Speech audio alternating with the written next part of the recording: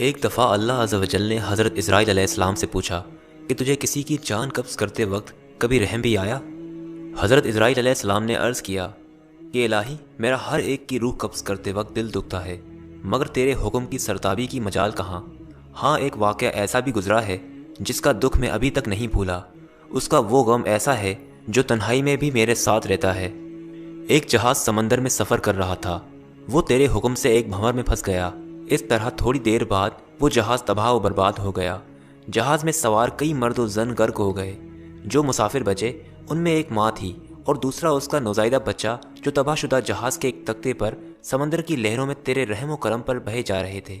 تیز ہوا نے انہیں آنا فانا سینکڑوں میل دور سمندر کے کنارے پر پہنچا دیا۔ میں ماں اور بیٹے کے بچ جانے سے بہت خوش ہوا۔ اسی لمحے تیرا حکم ہوا، ماں کی روح قبض کر لو۔ میں نے مولا کریم تیرے حکم کی تعمیل کی۔ باری تعالیٰ تو خوب جانتا ہے کہ یہ حکم پا کر میرا کلیجہ کانپ گیا تھا، اور جب میں نے اس شیر خوار کو ماں سے الگ کیا تو مجھے کس قدر تکلیف پہنچی تھی۔ اب یاد آئی ہے تو آنکھیں آنسوؤں سے بھیگ گئی ہیں۔ پھر حکم الہی ہوا۔ کیا تجھے پتا ہے کہ بعد میں وہ بچہ کہاں اور کس طرح پرورش پاتا رہا؟ اسرائیل علیہ السلام نے عرض کیا، اللہ تعالیٰ عالم الغیب ہے، ظاہر اور باطن اسی پر آیا ہے۔ اللہ عز و جل نے فرمایا، ہم نے موج سمندر کو حکم دیا کہ اس لاوارث بچے کو اٹھا کر ساحل پر ڈال دے۔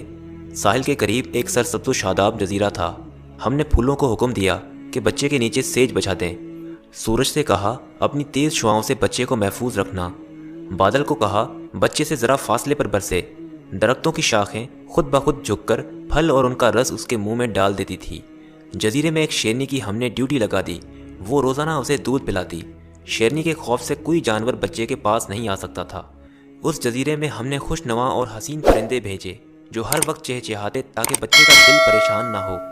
ہوا کو حکم دیا کہ اس پر سے آہستہ آہستہ گزرے تاکہ اس کو کوئی تکلیف نہ ہو۔ اے اسرائیل، وہ تنہا اور بظاہر بے یار و مددگار بچہ پرورش پا کر خوب صحت مند اور بہادر ہو گیا۔ ہم نے اس کے پاؤں میں کبھی کانٹا بھی نہ چبھنے دیا۔ دنیا جہاں کی نعمتیں اسے عطا کی۔ اب اے ملک الموت، تو جانتا ہے وہ بچہ کہاں اور کیا کر رہا ہے؟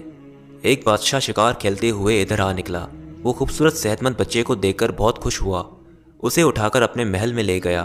ان کے ہاں کوئی اولاد نہ تھی، انہوں نے اسے اپنا بیٹا بنا لیا۔ بادشاہ کے مرنے کے بعد وہ اکیلا تاج و تخت کا مالک بن گیا۔ غرور اور تکبر سے ہمارے بندوں پر ظلم کرنے لگا۔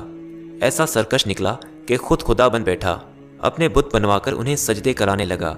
خاک کا فانی پتلا ہمارا شریک بن بیٹھا۔ آخر ہم نے اس کی بہتری کے لیے اپنے خلیل ابراہیم علیہ السلام کو اس کے پاس بھیجا۔ اس ظالم نے ہمارے پیارے کو بھی آگ میں پھینک دیا۔ اسرائیل علیہ السلام نے عرض کیا، اے مخلوقات کے خالق، تیرے بھید تو ہی جانے۔ میں تو بس اس سرکش بچے کی حالت سے بے خبر ہونے کی وجہ سے دل میں خیال اور ملال لاتا رہا۔ اے اسرائیل، اس بچے نے میرا کیا شکریہ ادا کیا؟ دوسروں کے لیے تو ماں باپ کی پرورش حجاب بن جاتی ہے، مگر اس نالائق نے تو بلا واسطہ اپنی جیب میں بہت سے موتی ہم سے پائے تھے۔ تو جانتا بھی ہے وہ بچہ کون ہے؟